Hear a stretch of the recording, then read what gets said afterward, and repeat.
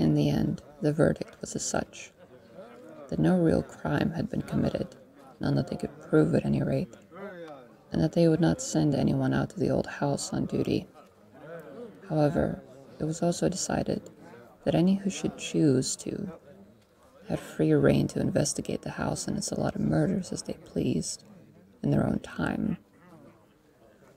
And so, after their work hours had ended, the child was taken into foster care with the chief of police, and the rest headed to the mansion out of curiosity. What they found disturbed them. Black and red all over the walls and floor, unmoving bodies of ghosts all around the attic. All who were present could also feel the watching, eerie presence of something malicious, and the larger portion of officers decided to head out before long.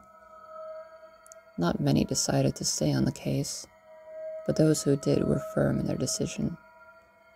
The first two policemen sighed, relieved, glad to see there were at least a few souls brave enough and selfless enough to take on the task in spite of not being paid for their extra hours. "Why does it only kill in the attic?" the youngest officer asked during their meeting afterwards. More importantly, why do the ghosts keep going up there? Obviously they know by now. "I don't think they're going there willingly. I think they're either being dragged there or being lured." Every officer was deep in thought.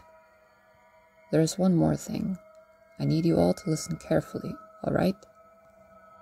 The next day, after office hours, everyone met up in front of the mansion, along with the child.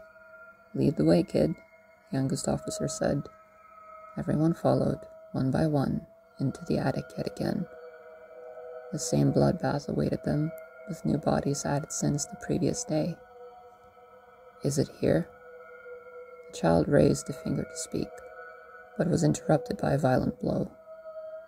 Before anyone knew what had happened, the child was on the other side of the room, limp against the wall. Every officer rushed to protect them. One checked for injuries, the others crowded around in a circle facing towards the rest of the room, forming a barrier. They all waited for another hit, but nothing happened. "Is the kid okay?" someone finally asked. "Yeah, no serious injuries. Might have a concussion though. Let's get to the hospital to be sure." The previous night, everyone put their heads together for the possibility that, whatever this thing was, it might be something they could neither see nor fight in any way. They decided to get the child involved, seemingly the only person who has seen it. Their suspicions had been confirmed. The child was the only one that could see it. Save for the ghosts, as the child would later tell them. The doctor confirmed there was no concussion, and everyone breathed a sigh of relief as the okay was given for the child to go home. Well, not really home, but back to temporary foster care. The chief seemed more than happy to have them, having no children herself, and the child seemed to have formed quite a bond with a large, friendly neighborhood cat. "Don't worry, we'll solve this case," they assured the child. "It doesn't matter anymore, but thanks." "Why doesn't it matter?" "Everyone is gone already. He only wanted to kill the ghosts, and he did that. All my friends are gone forever." The child wept into the chief's arms, held on to her while sobbing and shaking. Do you know this creature?" the first of the original detectives asked. He's my father," the child said, still crying.